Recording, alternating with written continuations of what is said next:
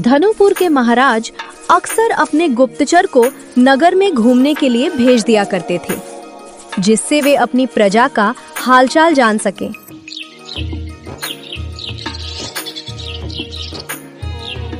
हमेशा की तरह गुप्तचर रामू सिंह सभा के बाजार में घूम रहे थे। तभी उन्होंने देखा कि सभी लोग एक जगह भीड़ लगाकर खड़े हैं। उन्हें उत्सुकता हुई तो वे वहां पहुंच गए। वहां एक सेठ ऊंची आवाज में बोल रहा था, पुजारी जी, इस हजाम ने मुझे धोखा दिया है। इसने बगल के बाल काटने के बहाने मेरी हाथ की उंगलियां चुरा ली हैं। पुजारी जी, मुझे मेरी एक उंगली वापस चाहिए। हाँ। नहीं पुजारी जी, मैंने ऐसा कुछ भी नहीं चुराया। ये सेठ जी झूठ बोल रहे हैं। तुम्हारा नाम क्या है युवक? पुजारी जी, मेरा नाम मनु है। मैं आज दूसरे नगर से आया हूँ। मैं यहाँ व्यापार के लिए आया हूँ। मेरे गांव में व्यापार अच्छा नहीं चला, इसलिए मैं इस गांव में आया हूँ। मैं बगल के बाल साफ करता हूँ और इसके बदले सामने वाला जो भी खुशी खुशी देता है, मैं वही ले लेता हूँ। मैं किसी से जबरदस्ती कुछ नहीं लेता, क्योंकि सभी को अपने अधिकारों के साथ जीने का हक है। हाँ, तो सेठ जी, आप ये कहना चाहते हैं कि मनु ने आपकी उंगलियां चुरा ली हैं? हाँ हाँ पुजारी जी, इसने मेरे हाथों की उंगलियां चुरा ली हैं। क्या इसकी खोजबीन करने में आपकी उंगलियां मिली? नहीं पुजारी जी, इसने जादू से गायब कर दी हैं मेरी उंगलियां। सभी हैरान हो जाते हैं। सेठ कैसी बातें कर रहा है? भला किसी के हाथों की उंगलियां चोरी हो सकती हैं क्या? धनुपुर में रहने वाले पुजारी जी अपनी बुद्धि और वैभवशीलता के लिए बहुत प्रसिद्ध थे। लोग उन्हें ज्ञान का भंडार और ज्ञान का स्रोत मानते थे। कहो पुरुष, तुम क्या कहना चाहते हो? मैं आप सबसे क्षमा प्रार्थी हूँ। मैं सेठ जी को उनकी उंगलियां वापस कर दूंगा, किंतु मुझे एक परेशानी है। कैसी परेशानी है भाई तुम्हें? तुमने मेरी उंगलियां चुराई हैं। या तो मुझे मेरी उंगलियां ला कर दो, नहीं तो उसके बदले जो कुछ भी तुम्हारे पास है वो सारे ले लूंगा। हाँ सेठ जी, जैसा मुझे इसने बताया है, इसके पास उंगलियों का भंडार है जिसमें बहुत से लोगों की उंगलियां रखी हैं। पर एक परेशानी है सेठ जी, इसे पता नहीं कि उनमें कौन सी तुम्हारी उंगलियां हैं। मतलब मुझे कुछ समझ नहीं आया भाई। मनु, तुम ही सेठ जी को सारी बातें सच सच बता दो, जिससे इन्हें समझ आ जाए। सेठ जी, मेरे दादा, उनके दादा और फिर दादा के भी दादा, सभी बहुत से लोगों की उंगलियां चुराकर एक ही जगह रखते आए हैं। हमारे पास हजारों लोगों की उंगलियां हैं। उनमें से आपकी ही उंगलियां पहचान पाना मेरे लिए बहुत मुश्किल है। इसलिए मुझे आपकी बाकी उंगलियां भी चाहिए होंगी, जिन्हें मैं लेकर उस भंडार में ढूंढकर आपकी सही उंगलियां निकाल सकूं। नहीं नहीं, मैं अपनी उंगलियां काटकर बिल्कुल नहीं दूंगा। सेठ जी, ये आप कैसी बातें कर रहे हैं? जरा से पैसों के लिए आपने पहले ही अपनी उंगलियां खो दी थी, और अब जब वापस मिलने वाली हैं तो लेना नहीं चाहते। यदि आपको अपनी उंगलियां काटने में तकलीफ हो रही है तो हम कसाई को बुला लेते हैं। वो लोग माहिर भी होते हैं और आपकी मदद भी हो जाएगी। नहीं नहीं, मैं अपनी उंगलियां नहीं कटवाऊंगा। तो दूसरा रास्ता ये है कि आप इस पुरुष के साथ चले जाइए और अपनी आंखों से अपनी उंगलियां पहचान कर वापस ले लीजिए। नहीं पुजारी जी, मैं इसके साथ नहीं जाऊंगा।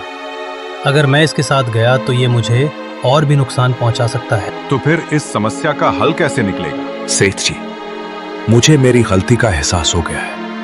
मैं अपने पापों का प्रायश्चित करना चाहता हूं, और वो तभी होगा जब मैं आपको आपकी उंगलियां वापस कर दूं। कोई एक काम करो, जाओ इस बाजार में पास वाली दुकान के पास जो मटन वाला रहता है उसे बुला लाओ। वो हाथ पांव काटने छांटने के काम में काफी माहिर है, ताकि वह सेठ जी की बाकी उंगलियां सावधानी से काट दे और फिर यह पुरुष उन उंगलियों को अपने भंडार में ले जाकर सही उंगलियां पहचान सके और सेठ जी को वापस लौटा सके।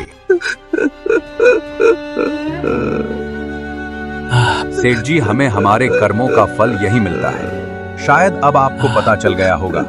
अब आप अपने मुंह से सत्य बताएंगे या फिर मैं स्वयं बता दूं? मुझे माफ करो पुरुष, मैंने तुम्हारे ये सोने के औजार देखकर मेरे मन में लालच आ गया, इसलिए मैंने ये सब किया ताकि मैं तुमसे बिना पैसे दिए उन्हें ले सकूं। पुजारी जी, आपका बहुत बहुत धन्यवाद। आपकी सूझबूझ की वजह से मेरे पापा की निशानी मेरे पास सही सलामत है। गुप्तचर रामू सिंह ये सब देखकर बहुत प्रभावित हुआ और मन ही मन पुजारी चांदक प्रसाद की बुद्धि की परीक्षा लेने का निश्चय करता है। उसी समय पुजारी चांदक प्रसाद को महल आने के लिए कह देता है।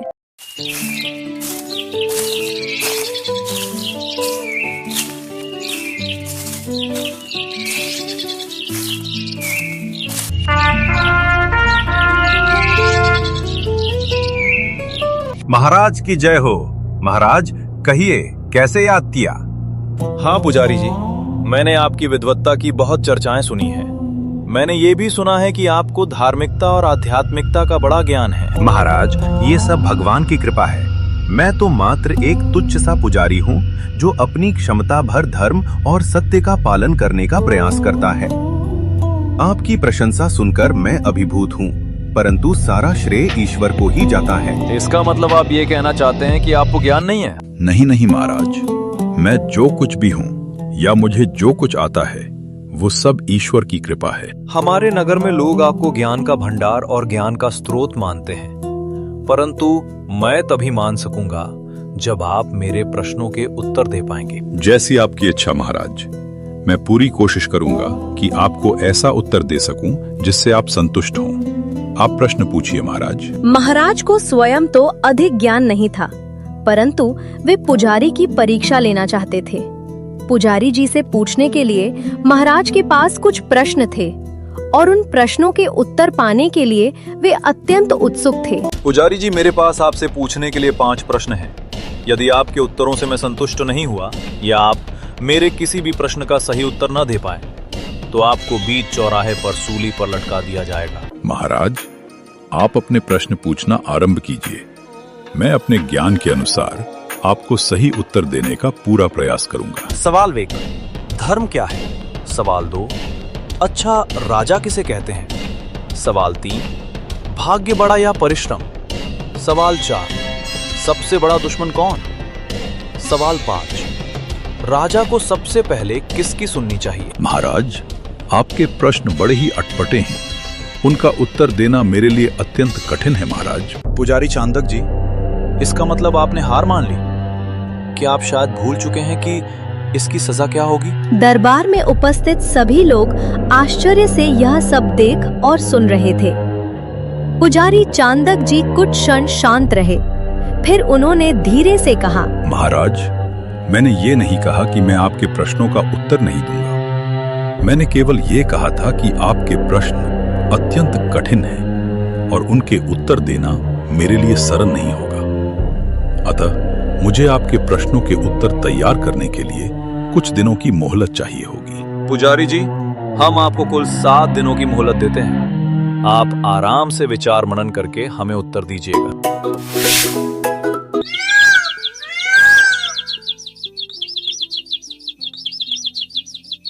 छठे दिन पुजारी ने अपनी पत्नी से कहा, भाग्यवान, मुझे अभी तक महाराज के प्रश्नों का उत्तर नहीं मिला है और कल महाराज द्वारा दी गई समय सीमा का आखिरी दिन है। तो आप महाराज से कुछ और समय मांग लीजिए। हाँ, तुम सही कह रही हो भाग्यवान। मैं कल ही महाराज के पास संदेश भिजवा देता हूँ कि मेरी तबीयत ठीक नहीं है। जैसे ही मेरी हालत सुधर जाएगी, उसी दिन मैं उनके प्रश्नों के उत्तर देने के लिए वहाँ आ जाऊंगा। उसके बाद चांदक प्रसाद पत्र लिखने बैठ जाते हैं और फिर वो संदेश महाराज तक भिजवा दिया।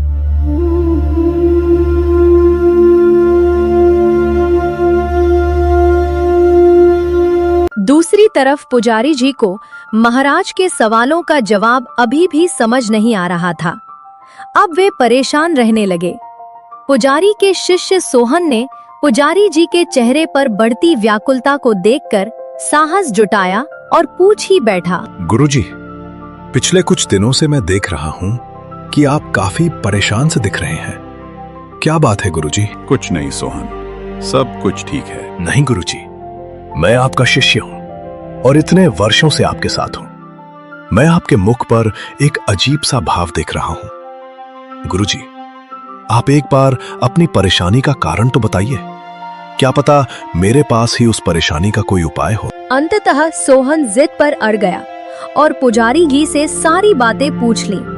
तब पुजारी जी भी सारी बातें बताने बैठ गए।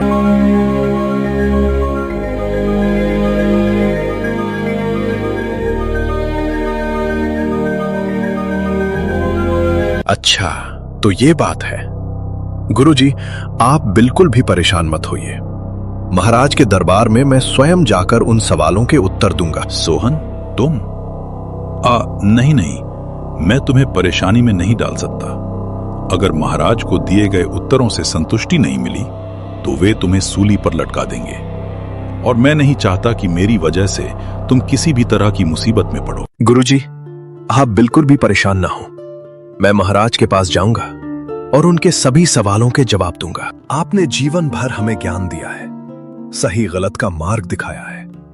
आज यदि आपकी रक्षा के लिए मुझे खड़ा होना पड़े तो यह मेरे लिए सौभाग्य होगा, कर्तव्य होगा और गुरु भक्ति की सच्ची परीक्षा भी। लेकिन यदि दिए गए उत्तरों से महाराज संतुष्ट नहीं हुए तो वे तुम्हें सूली पर लटका देंगे। आप बिल्कुल भी चिंता ना करें गुरुजी। मैं कई संतों और महात्माओं के पास बैठता रहा हूं। उनके ज्ञान और उपदेशों की सहायता से मैं महाराज के प्रश्नों का उत्तर दे सकूंगा। सोहन के जिद करने पर पुजारी जी ने अनिच्छा होते हुए भी उसे दरबार जाने की अनुमति दे दी।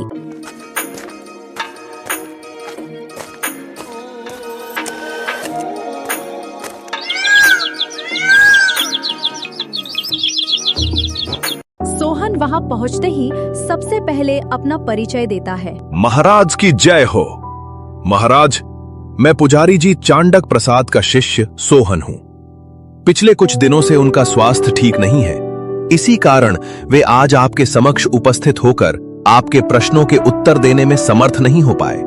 अतः उनके आदेशानुसार मुझे भेजा गया है। महाराज, आज मैं ही आपके सभी प्रश्नों के उत्तर देने का प्रयास करूंगा। तुम अपने गुरु की जगह आए हो, परंतु तुम्हें यह पता है ना, अगर मेरे सवालों का जवाब तुम नहीं दे पाए या तुम्हारे जवाब से मैं संतुष्ट नहीं हुआ तो बीच चौराहे पर तुम्हें सूली पर लटका दिया जाएगा। जी महाराज, मुझे आपकी ये शर्त पता है।